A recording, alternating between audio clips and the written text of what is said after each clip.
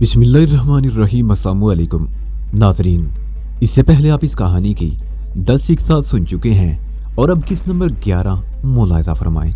जवाब में अलका की चीख उभरी, फिर उसकी आवाज़ सुनाई दी। यहाँ कोई नहीं है, मैंने किसी को नहीं छुपाया।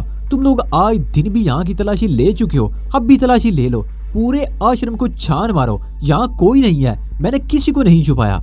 तलाशी तो हम लेवेंगे, वही मर्दाना आवाज सुनाई दी। हमने तुम्हारे इस आश्रम को चारों तरफ से घेरे में ले लिया है। अगर वो अपराधी यहाँ से बरामद हुआ तो आश्रम में भोलेनाथ की जगह तुम्हें कीलों से गाड़ कर रख दिया जाएगा। जाओ तलाशी ले लो, अगर कोई अपराधी यहाँ से मिल गया तो जो चाहो सजा देना, अलका ने कहा। आश्रम में तोड़-फोड़ की आवाजें सुनाई देती रहीं। वो कई आदमी थे, उनकी चीखती हुई आवाजें भी सुनाई दे रही थी। तकरीबन 1.5 घंटे बाद ये हंगामा खत्म हुआ और आखिरकार खामोशी छा गई। मैं उसके बाद भी काफी देर तक सीढ़ियों पर खड़ा रहा, फिर उतरकर कमरे में आ गया। मेरा ख्याल था कि अलका मुझे सूरत से आगाह करने के लिए तय खाने में आएगी, मगर वो नहीं आई। मैं देर तक बिस्तर पर पड़ा सोचता रहा। सूरत संगीन से संगीन तर होती जा रही थी। उन्होंने रात 2 बजे अचानक ही आश्रम को घेरे में लेकर छापा मारा था। उनका ख्याल होगा कि अगर मैं आश्रम में मौजूद हूँ तो मुझे कहीं छुपने का मौका न मिल सकेगा, लेकिन उन्हें इस मर्तबा भी मायूस लौटना पड़ा। सुबह 9 बजे के करीब अलका ने मुझे जगाया। उसे देखकर मैं चौंके बगैर ना रह सका। उसकी पेशानी पर गुम्मट सा बना हुआ था और दाईं आंख के नीचे भी एक नीला सा धब्बा दिखाई दे रहा था।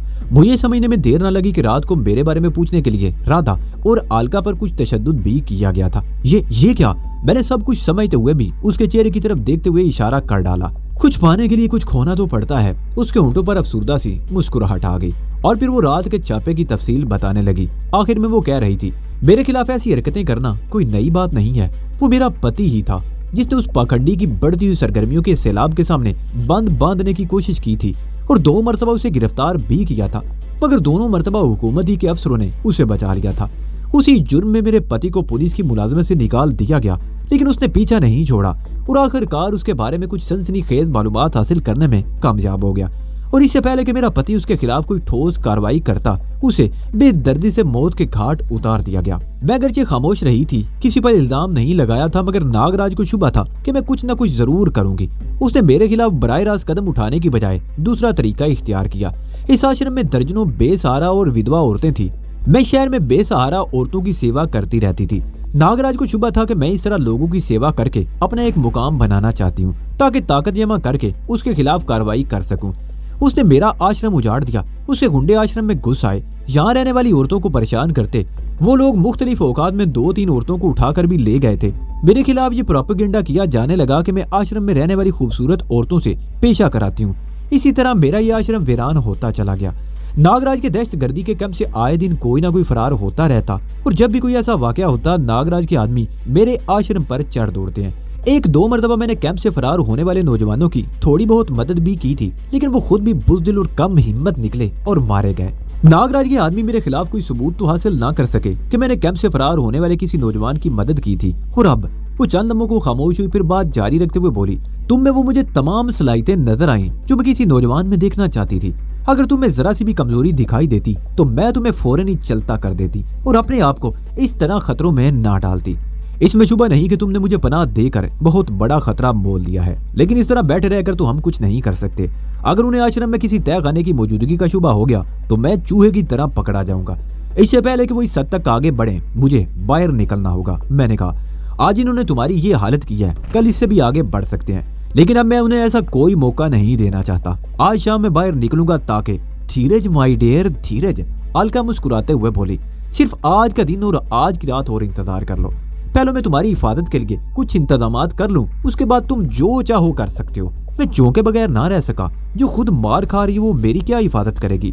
लेकिन फिर ये सोचकर रह गया कि इसके पास कुछ ऐसे जराए जरूर होंगे। कोई मामूली औरत किसी पुष्ट पनाही के बगैर इतनी बड़ी ताकत से टकराने की हिम्मत नहीं कर सकती। अचानक ही मेरे ज़हन में एक और ख्याल उभरा। देवदन कौन है? मैंने उसके चेहरे पर नजरें जमाते हुए पूछा। उसने हर मौके पर तुम्हें पेश की इतला दी है और मेरा ख्याल है गुज़िश्ता रात भी उसने तुम्हें बता दिया होगा कि नागराज के आदमी आश्रम पर रेड करने वाले हैं। गुज़िश्ता रात उसकी तरफ से कोई इतला नहीं मिली थी। ये छापा अचानक ही मारा गया था, अलका ने जवाब दिया। देवदन मेरे स्वर्गवासी पति का दोस्त है। पहले वो भी पुलिस में ही था, फिर नागराज के गैंग में शामिल हो गया। वो नागराज के बहुत करीब है, मगर मेरा वफादार है। अगर वो मेरा साथ ना देता तो मैं नागराज के बारे में कुछ मालूम ना कर सकती। वो चंद लम्हों को खामोश हुई, फिर बोली, राजिंदर मार्ग की बगली गली में उसका एक छोटा सा क्लब है जहाँ जुआ भी होता है, शराब भी मिलती है और औरत भी। मैं तुम्हें उसी के बारे में बताना चाहती थी। वक्त पड़ने पर तुम मरीना क्लब में उससे मदद ले सकती हो। अलका काफी देर तक मेरे पास बैठी बातें करती रही। उसने मुझे डॉक्टर शांता के क्लिनिक के बारे में भी बता दिया। शांता का मकान क्लिनिक के पीछे ही था और मैं फुर्सत के वक्त उससे भी मदद ले सकता था। वो दिन और रात भी मुझे तय खाने में ही गुजारनी पड़ी। अगले रोज दोपहर के खाने के बाद मैंने शाम से जरा पहले बाहर निकलने का प्रोग्राम बना लिया। अलका उस वक्त तय खाने में ही मौजूद थी। मैं उठकर बाथरूम में घुस गया। बाथरूम का दरवाजा खुला ही रहने दिया और दीवार पर लगे हुए आईने में अपना जायजा लेने लगा। मेरी शेव बेतहाशा बड़ी हुई थी, उसे बाकायदा दाढ़ी भी नहीं कहा जा सकता था। बेतरतीबी से बढ़े हुए बाल मुझे दूसरों की नजरों में मशकूक बना सकते थे।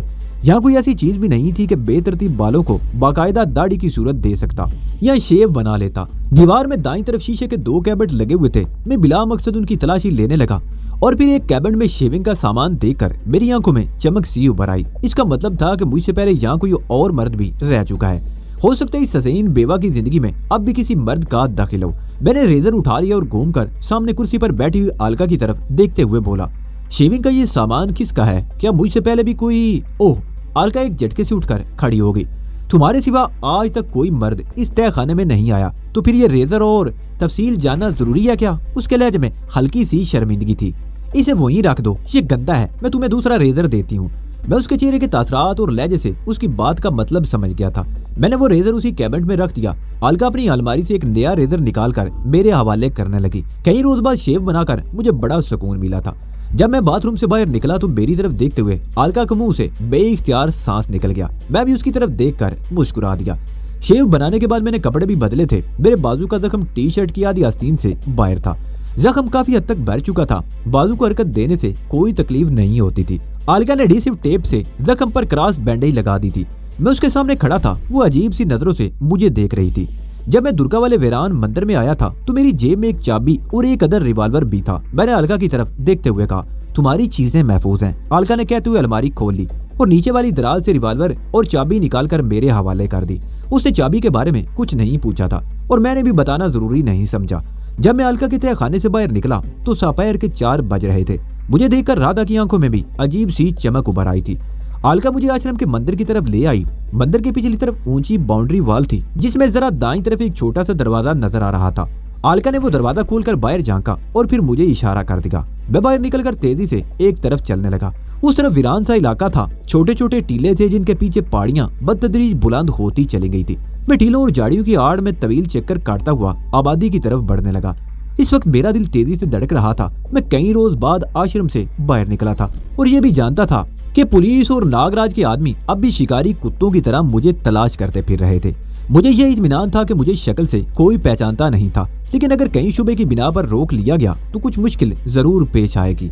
मैं दिन की रोशनी में पहली मर्तबा बाहर निकला था। बड़ा खूबसूरत इलाका था, बड़ा खूबसूरत शहर था। कदीम इमारतों की बहुतात थी। दरअसल हिल स्टेशन होने की वजह से ये इलाका हमेशा ही राजस्थान के राजों महाराजों की तवज्जो का मरकज बना रहा था। जो भी राजा या जागीरदार गर्मियों का मौसम गुजारने के लिए यहाँ आता अपने लिए महल नुमा इमारत बनवा लेता। नई इमारतों का तर्ज तामीर भी बहुत शानदार था। शहर पहाड़ियों के दामन में फैला हुआ था। ज्यादा बड़ा नहीं था, लेकिन यहाँ हर वो कशिश मौजूद थी जिसकी किसी बड़े शहर में तवक्को की जा सकती थी। यहाँ चंद बड़े और शानदार होटल भी थे। सालार बाजार शहर का मरकजी इलाका था। इसके अलावा शहर के मुख्तलिफ इलाकों में भी छोटे छोटे शॉपिंग सेंटर थे। मैं एक बहुत तवील चक्कर काट कर शहर के मरकजी हिस्से तक पहुंच सका था। मेरा अंदाज ऐसा था जैसे सैरो तफरीह के लिए यहाँ आया हूँ। उस तरफ आते हुए मैंने इस बात का भी ख्याल रखा था कि वापसी के लिए कौन सा रास्ता मुनासिब रहेगा। सालार बाजार की एक दुकान से मैंने एक थैला खरीद लिया। निवाड़ की पट्टी के स्ट्रिप वाला कपड़े का थैला खासा मजबूत था और उसे बैग की तरह कंधे पर लटकाया जा सकता था। मैंने अक्सर लोगों के पास इस किस्म के थैले देखे थे। मैंने कुछ और चीजें भी मुख्तलिफ दुकानों से खरीद कर उस थैले में भर ली। शहर के उस मरकजी इलाके में खासी रौनक थी। हिंदुस्तान के मुख्तलिफ इलाकों से आए हुए लोग भी थे और कई गैर मुल्की सियाह भी। मैं एक ऑटो स्टैंड पर रुक गया। 2 गैर मुल्की सियाह एक ऑटो ड्राइवर से नाकी झील पर चलने की बात कर रहे थे। मैं भी करीब खड़े हुए दूसरे ऑटो में बैठ गया और ड्राइवर से नाकी झील चलने को कहा। आश्रम से निकलने से पहले अलका से मुझे अच्छी खासी रकम मिल गई थी और मैंने उसका फोन नंबर भी ज़हन नशीन कर लिया था, जो सिर्फ 3 हिस्सों पर मुश्तमिल था। ऑटो ऊंची ऊंची सड़कों पर चलता रहा और मेरी नजरें इतराफ में गर्दिश करती रहीं। नीलगो पानी वाली वो झील बहुत खूबसूरत थी। इतराफ में सब्जे से ढकी हुई पहाड़ियां थी जिस जगह ऑटो रुका था वहाँ बहुत सी गाड़ियाँ खड़ी थी और दूर तक खूबसूरत लान बने हुए थे। खाने पीने की अशिया के कई स्टॉल थे और चंद अच्छे रेस्टोरेंट भी थे। खुशकी की एक कुशादा पट्टी झील में अंदर तक चली गई थी। उस पट्टी पर भी खूबसूरत लान था और फूलों के पौधे भी थे। खुशकी की ये पट्टी जेटी के तौर पर भी इस्तेमाल होती थी। उसके इतराव में कई कश्तियां नजर आ रही थी। सियाहों की तफरीह के लिए कश्तियों का घाट कदरे हटकर था। झील के उस पार सरसब्ज पहाड़ी पर लातादाद कॉटेज और बंगले भी दिखाई दे रहे थे। मैं एक यूरोपीय जोड़े के करीब खड़ा हो गया। हदेड़ उम्र औरत खासी फरबे अंदाम थी, जबकि उसका साथी दुबला पतला सा था। उसकी उम्र भी 50 के लगभग रही होगी। मर्द ने निकर और टी शर्ट पहन रखी थी, जबकि औरत गहरे नीले रंग की पैंट और बगैर आस्तीन की धारीदार बुनियान पहने हुए थी। बुनियान का गला भी खासा फराक था। करीब से गुजरने वाले मर्द कम से कम 2-3 मरतबा मुड़कर उसकी तरफ जरूर देखते थे। मेरा उनके करीब रुकने का मकसद आंखें सेंकना नहीं था। मैं तो उनके करीब रहकर दूसरों को ये तासर देना चाहता था कि मैं भी इन्हीं का साथी हूँ। इस तरह मैं शुबे से बच सकता था। मुझे अपने इस मकसद में नाकामी नहीं हुई। मैंने उन्हें बातों में लगा लिया और उसके बाद मैं उनके साथ ही घूमता रहा। शाम ढलने लगी थी। झील पर रौनक कम होने लगी। लोग वापस जा रहे थे और वो अंग्रेज जोड़ा पार्किंग की तरफ बढ़ा तो मैं भी उनके साथ था। उनके पास किराए की कार थी और ड्राइवर भी मौजूद था। उन्होंने मुझे भी अपने साथ बिठा लिया। मैं राजस्थानी ड्राइवर के साथ वाली सीट पर बैठा था। ड्राइवर गाड़ी चलाते हुए बार बार मशकूक नजरों से मेरी तरफ देख रहा था। भैया, आखिरकार वो खामोश ना रह सका। तन्ने इन लोगों से कैसे दोस्ती गांठ ली। मैं सुबह सवेरे से इनके साथ हूँ। ये तो किसी को करीब ना आवत देवे हैं।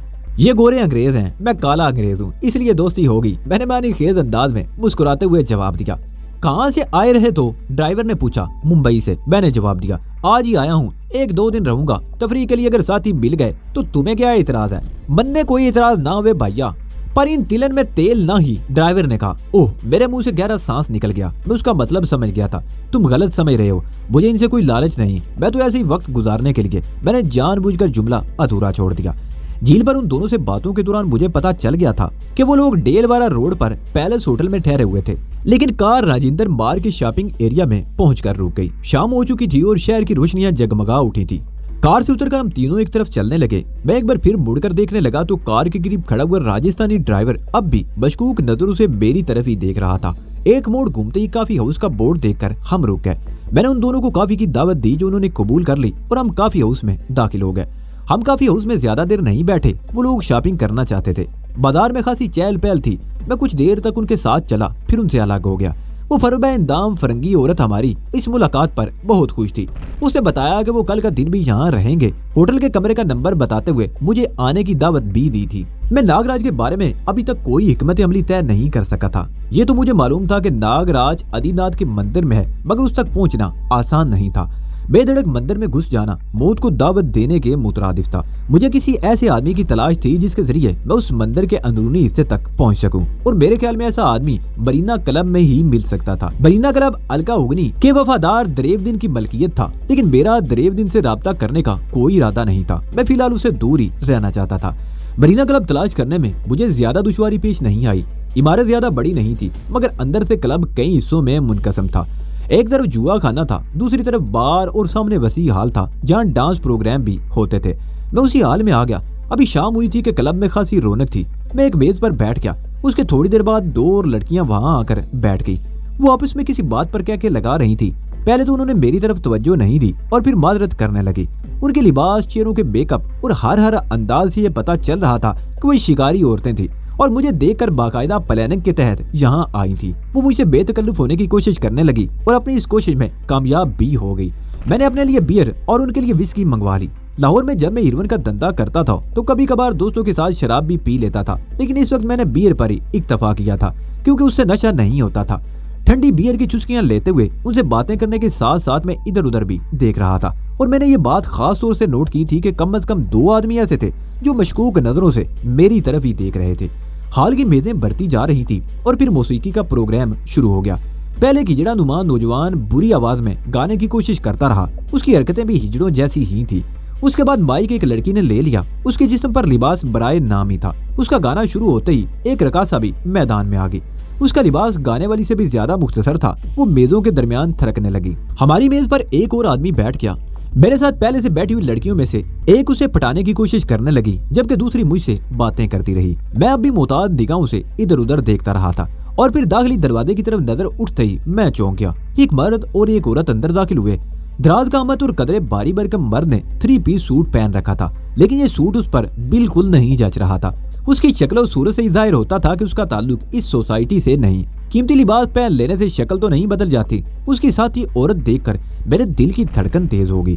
दराज कामत, बड़ा बड़ा सडूल जिस्म और खूबसूरत साड़ी नाव से नीचे बंधी हुई थी। कमर पर सोने की एक चैन लिपटी हुई थी जिसमें लगा हुआ लाकट नाव के रेन ऊपर था। वो जब भी हरकत करती तो लाकट में जुड़ा हुआ नगीना जगमगा उठता। वो बेला थी जिसे देखकर मेरे दिल की धड़कन तेज हो गई। बेला का और मेरा 3-4 दिन का साथ रहा था और इसी दौरान वो जीन्स और टी-शर्ट पहने रही थी और उस अरसे के दौरान मैं उसके खूबसूरत जिस्म के नशेबो फराज से खूब अच्छी तरह वाकिफ हो चुका था। लेकिन इस वक्त वो पहले से कहीं ज्यादा हसीन लग रही थी। वो दोनों दरवाजे के करीब ही रुक गए। बेला मुतजस्सिस निगाहों से इधर उधर देख रही थी। मैं बिल्कुल सामने के रुख पर बैठा हुआ था। बेला ही वाहिद हस्ती थी जो मेरी सूरत से आशना थी। मैंने उसकी नजरों से बचने के लिए सर झुका लिया और सामने बैठी हुई लड़की से बातें करते हुए कनखियों से बेला की तरफ भी देखता रहा। वो दोनों हाल में आकर एक मेज पर बैठ गए। बेला की पुश्त मेरी तरफ थी, मैं भी सीधा होकर बैठ गया। बड़ी अजीब सूरत हाल थी। अगर बेला मुझे देख लेती तो गड़बड़ हो सकती थी, लेकिन मैंने अपने आप को हर किस्म की सूरत हाल से निमटने के लिए तैयार कर लिया था। चंद मिनट बाद ही एक आदमी ने बेला के करीब झुककर सरगोशी की। बेला कुर्सी से उठ गई जबकि उसका साथी अपनी जगह बैठा रहा। बेला हाल के दाईं तरफ जीने पर जा रही थी। मैं अपनी जगह पर बैठा उसे देखता रहा। वो ऊपर कुशादा बालकोनी पर जाकर बाईं तरफ मुड़ गई। ऊपर बालकोनी पर भी कुछ मेजें लगी हुई थी जहाँ लोग बैठे हुए थे। मैं अपना बिल अदा कर चुका था। चंद मिनट बाद मैंने उन शिकारी लड़कियों की तरफ देखकर मुस्कुराते हुए सीट छोड़ दी और जीने की तरफ बढ़ गया। जिन 2 आदमियों को मैंने शुरू में नोट किया था वो अब भी मशकूक नजरों से मुझे ही देख रहे थे। ऊपर जाकर मैंने सरसरी सी निगाहों से इधर उधर देखा और एक ऐसी मेज की तरफ बढ़ गया जहाँ पहले ही से एक जोड़ा बैठा हुआ था। मर्द अधेड़ उम्र और खासा बारी भरकम और बदसूरत था। वो कोई मारवाड़ी सेठ था जो सैर व तफरीह के लिए यहाँ आया हुआ था और वो लड़की उसे पटाने की कोशिश कर रही थी। वो आगे को झुककर इस तरह बैठी हुई थी कि सामने बैठे हुए शख्स की नजरें ब्लाउज के अंदर तक टटोल सकती थी। मैं बेतकल्फी से उस मेज की एक खाली कुर्सी पर बैठ गया। वो लड़की सीधी होकर बैठ गई। उसने बड़ी खूनख्वार नजरों से मेरी तरफ देखा, जबकि उस मावाड़ी सेठ के चेहरे पर तमानियत सी आ गई। उसने जल्दी से जेब से 100 रुपए का एक नोट निकालकर लड़की के हाथ में थमा दिया और कुर्सी छोड़ दी। कौन हो तुम? लड़की ने मुझे घूरा। इस हरकत का मतलब मेरा शिकार हाथ से निकाल नहीं दिया, थमा दिया। इसे बयान ना समझ लो, फिलहाल हम बातें करेंगे। अगर तुम मुझे पसंद आ गई तो साथ ले चलूंगा। उस मावाड़ी सेठ के हाथ से निकल जाने से जो तुम्हारा नुकसान हुआ उसकी तलाफी कर दूंगा। वैसे वो शख्स मुझे पसंद नहीं आया था, तुम जैसी हसीन लड़की। और वो लड़की ने एक हल्का सा कहका लगाया और मेरा जुमला नामुकम्मल रह गया। बहुत बेबाक हो, वो अपनी हंसी जब्त करते हुए बोली। और तुम शायद पहले यह अंदाजा लगाना चाहते हो कि मैं तुम्हारे म्यार पर पूरी उतर सकती हूँ या नहीं। बिल्कुल दुरुस्त कहा, मैंने जवाब दिया। शक्लो सूरत में तो तुम लाखों में नहीं तो हजारों में एक जरूर हो, लेकिन मेरा टेस्ट सिर्फ शक्लो सूरत और जिस्म की खूबसूरती तक ही नहीं। मैं उस लड़की को बातों से भी परखता हूँ जिसे चंद घंटे मेरे साथ गुजारना हो। जालाना बातें करने वाली लड़कियों से मुझे सख्त खौफ होती है। सारा मजा कराकरा हो जाता है। पहली मर्तबा तुम जैसा बाज़ूक शख्स मिला है, तुम्हें मायूसी नहीं होगी? लड़की ने मुस्कुराते हुए कहा। हाँ, मुझे भी कुछ ऐसी उम्मीद है, मैंने कहा। तुम अपने गले में ये थैला क्यों लटकाए फिर रहे हो? उसने थैले की तरफ इशारा किया। दरअसल मैं आज यहाँ पहुंचा हूँ और रिहाइश का भी कहीं बंदोबस्त नहीं किया, मैंने जवाब दिया। सैलानी आदमी हूँ, सैरो सियाहत और देश देश की हसीनाओं से मुलाकात का शौकीन हूँ। पंजाब के शहर जलंधर से चला था, फिरता फिराता आज यहाँ पहुँच गया हूँ। यहाँ कब तक ठहरने का इरादा है? उसने पूछा। जब तक मूड होगा। वैसे ये जगह अच्छी है, हो सकता है चंद रोज टिक जाऊं, लेकिन अभी तो पहले मुझे अपनी रिहाइश का बंदोबस्त करना है, मैंने कहा। अगर तुम चाहो तो मेरे साथ रह सकते हो, उसने पुरुमीद नजरों से मेरी तरफ देखते हुए कहा। मैं बिल्कुल अकेली रहती हूँ, तुम्हें कोई प्रॉब्लम नहीं होगी, बड़े आराम से रहोगे। हाँ, इसका मैं अंदाजा लगा चुका हूँ, मैंने जवाब दिया। उससे बातें करते हुए मैं उस तरफ भी देख रहा था जहाँ बेला गई थी। उस तरफ एक कुशादा रायदारी थी जिसमें आमने सामने कमरे थे। रायदारी के आखिर में ऊपर जाने के लिए जीना भी था और मेरा ख्याल उसके साथ ही नीचे जाने के लिए भी रास्ता था। तकरीबन 15 मिनट बाद रायदारी के कमरे का दरवाजा खुला और बेला एक आदमी के साथ बरामद हुई। दरमियाने कद का वो आदमी सेहतमंद और घुटे हुए जिस्म का मालिक था। उसने सफेद पैंट और of white play boy T shirt पहन रखी थी। जूते भी सफेद ही थे। उसका अपना रंग तांबे की रंगत जैसा था, जैसे जिंदगी का बेशतर हिस्सा कड़ी धूप में गुजरा हो। बाल करीब से तराशे हुए थे और जबड़ों की हड्डी उभरी हुई थी। गले में सोने की चेन वाला लॉकेट था जो शर्ट के ऊपर उसके सीने पर झूल रहा था। एक कान में भी सोने की बाली चमक रही थी। ये कौन है? मैंने अपने साथ बैठी हुई लड़की से पूछा। अंदाज ऐसा सरसरी सा था कि उसे कोई शुबह न हो। दरेवदिन, लड़की ने जवाब दिया। इस क्लब का मालिक, 10 हरामियों की मुश्तरका औलाद, नागराज का चमचा। मैं चौंके बगैर ना रह सका। लड़की का लहजा सरगोशियाना था। اس نے جس انداز میں دریودن کا تعارف کرایا تھا اس سے مجھے اندازہ لگانے میں دشواری پیش نہیں آئی کہ اسے دریودن اور ناگراج کے نام سے بھی نفرت تھی۔ غالباً کوئی چوٹ کھا چکی تھی۔ اور اس کے ساتھ یہ سندری کون ہے؟ میں نے پوچھا۔ دریودن اور بیلا کمرے سے نکلنے کے بعد رائداری میں ہی کھڑے ہو کر باتیں کرنے لگے تھے۔ بیلا کا رخ دوسری طرف تھا۔ یہ سندری نہیں، ناگن ہے، ناگن۔ لڑکی کے لہجے میں شدید نفرت تھی۔ ناگراج سے زیادہ زہریلی، پتہ نہیں اب تک کتنے گھروں کو برباد کر چکی ہے۔ دریودن اور بیلا کی باتیں ختم ہو گئی۔ دریودن تو نیچے ہال کی طرف چلا گیا اور بیلا رائداری میں مخالف سمت میں جا رہی تھی۔ میرا خیال تھا کہ وہ اوپر والے زینے کی طرف جائے گی، لیکن وہ اس زینے سے پہلے ہی بائیں طرف مڑ گئی۔ تمہارا نام کیا ہے؟ کہاں رہتی ہو؟ میں نے لڑکی کی طرف دیکھتے ہوئے پوچھا۔ اور ایک رات کی فیس کتنی لیتے ہو؟ میرا نام چھمیا ہے، اس نے جواب دیا۔ بس اسٹینڈ کے پچھم کی طرف بھیم نگر اسٹریٹ پر رہتی ہوں، کاٹئی نمبر 215۔ وہ ایک لمحے کو خاموشی پھر بولی، میری فیس گاہ کی جیب پر ڈیپینڈ کرتی ہے، ویسے تم سے 500 روپے میں بات ہو سکتی ہے۔ میں نے جیب سے 500 کا نوٹ نکال کر اس کی طرف بڑھا دیا۔ تم یہاں سے سیدھی اپنے کاٹیج جاؤ گی، آج کی رات تمہارے ساتھ اور کوئی نہیں ہونا چاہیے، میرا انتظار کرنا۔ وہ حیرت سے میری طرف دیکھنے لگی، لیکن میں اپنی سیٹ چھوڑ چکا تھا۔ کسی اجلت کا مظاہرہ کیے بغیر میں رائداری میں چلتا ہوا آخر میں پہنچ گیا۔ بائیں طرف نیچے جانے کے لیے سیڑھیاں تھی، بیلا اس طرف گئی تھی۔ یہ اس کلب کا عقبی زینہ تھا۔ زینے کے اختتام پر رائداری تھی جس میں شاید کچن بھی تھا۔ انواع و اقسام کے کھانوں کی اشتہا انگیز خوشبو آ رہی تھی۔ ایسی رائداری آگے کلب کے آگے ہال کی طرف چلی گئی تھی۔ میں نے ہال والی سمت میں دیکھا، پھر اچانک یہ خیال آیا کہ بیلا کو اگر ہال میں جانا ہوتا تو اس زینے سے نہ اترتی۔ میں دوسری طرف مڑ گیا۔ چند قدم آگے یہ رائداری دائیں طرف مڑ گئی اور سامنے اس عمارت کا عقبی دروازہ تھا۔ یہاں مدھم روشنی کا بلب جل رہا تھا۔ دروازہ لاک یا بولٹ نہیں تھا۔ میں نے آہستگی سے دروازہ کھول کر باہر جھانکا اور پھر میرے ہونٹوں پر خفیف سی مسکراہٹ آ گئی۔ عقب میں ایک تنگ سی گلی تھی اور بیلا اس گلی میں دائیں طرف جا رہی تھی۔ وہ تقریباً 50 گز آگے نکل چکی تھی۔ میں دروازے سے باہر آ گیا اور آہستہ آہستہ اس طرف چلنے لگا۔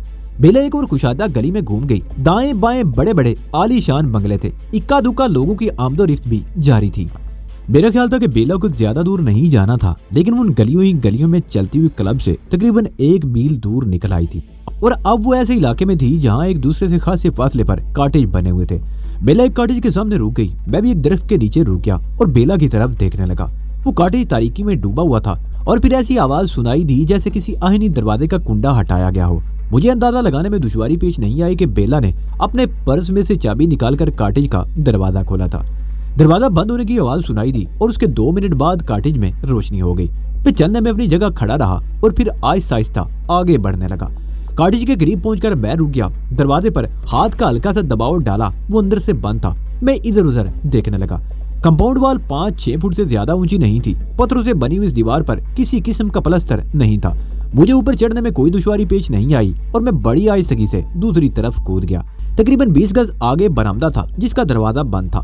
یہ ڈبل پٹ کا دروازہ تھا اور اوپر کے حصے نیلے رنگ کے شیشے لگے ہوئے تھے، اندر روشنی تھی۔ میں نے دروازے پر ہاتھ کا ہلکا سا دباؤ ڈالا مگر اندر سے کنڈا لگا ہوا تھا۔ میں نے جیب سے ریوالور نکال لیا اور دروازے پر آہستگی سے 1 مرتبہ ہاتھ مار دیا۔ دب کی ہلکی سی آواز ابری تھی اور میرا اندازہ تھا کہ بیلا نے آواز سن لی ہوگی اور وہ معلوم کرنے کے لیے دروازہ کھولے گی۔ میرا اندازہ درست نکلا۔ چند سیکنڈ بعد یہ کنڈا ہٹائے جانے کی آواز سنائی دی اور دروازہ کھل گیا۔ میں دروازے کے عین سامنے کھڑا تھا۔ اندر سے آنے والی روشنی براہ راست میرے چہرے پر پڑ رہی تھی۔ ریوالور میرے ہاتھ میں تھا جس کا رخ بیلا کے سینے کی طرف۔